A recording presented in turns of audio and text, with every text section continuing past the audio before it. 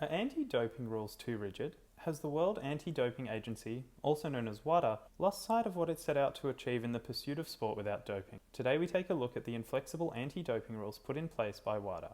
While these rules were implemented to protect the ethics and integrity of fair sport for everyone, they may be undermining the very principles they sought to protect. These strict and inflexible rules, while being extremely effective in catching and punishing those doing the wrong thing, could potentially be negatively affecting some of the world's best athletes, such as Australian swimmer Shayna Jack.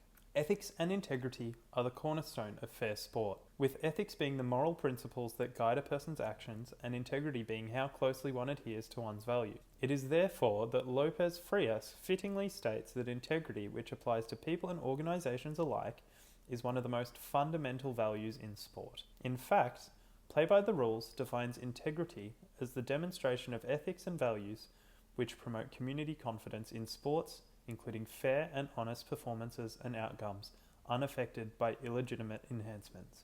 I agree wholeheartedly that illegitimate enhancements have no place in sport. However, when an athlete unknowingly comes into contact with or consumes a substance that is banned by WADA in amounts that have no measurable effect on their performance, why is it that they are met with the same harsh penalties that intentional cheaters face?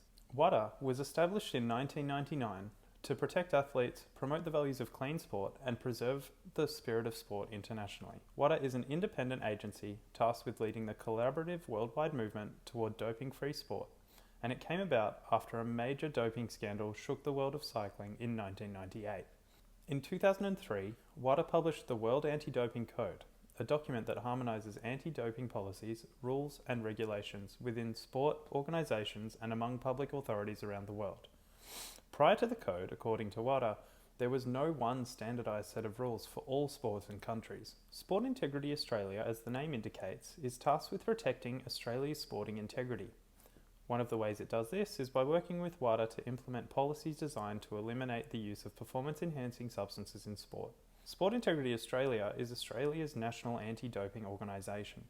It was established in July 2020 and brought together the Australian Sports Anti-Doping Authority, the National Integrity Sport Unit, and National Integrity Programs of Sport Australia as one entity.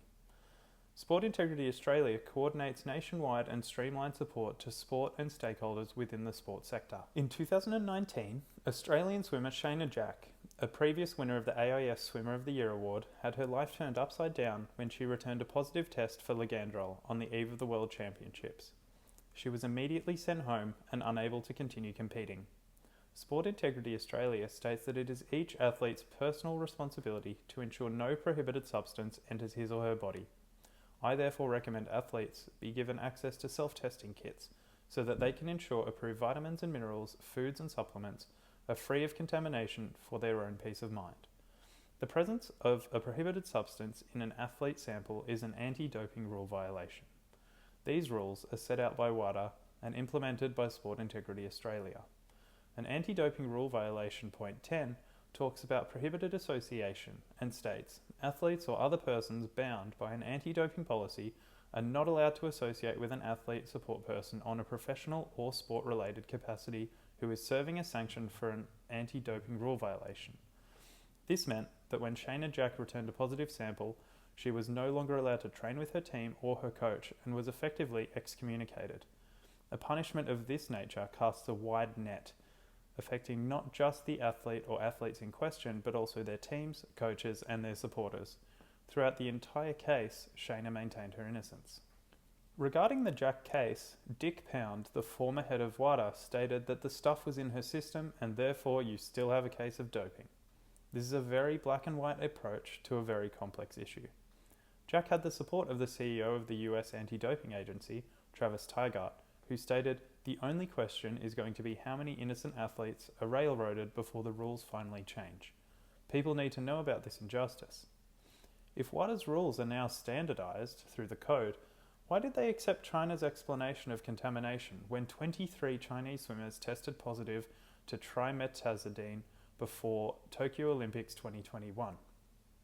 Sport, especially at the elite level, is thrilling to watch and participate in, which is due in part to an uncertain outcome. This excitement and uncertainty is challenged when participants knowingly and willingly cheat. I believe cheating in sport is unacceptable at all levels, and intentionally using substances to enhance performance goes against the principles of ethics and integrity in sport.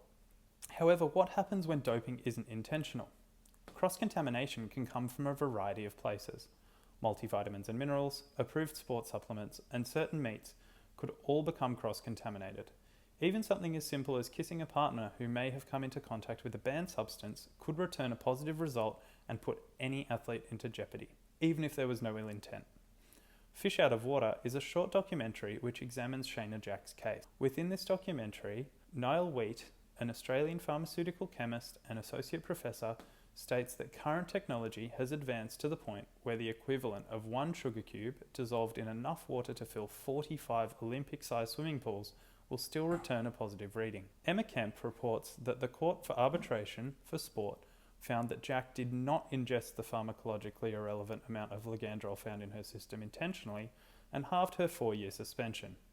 WADA and Sport Integrity Australia appealed against the leniency of the 2-year ban, but their appeal was dismissed by the court, since the amount of Ligandrol detected was pharmacologically irrelevant and could not have had a substantial enough effect to increase Jack's performance. There must be a way to distinguish between an athlete intentionally cheating and an athlete that has made unintentional contact with a banned substance. In order to ensure fairness and integrity in elite sport, I believe that a reform to the anti-doping code is necessary.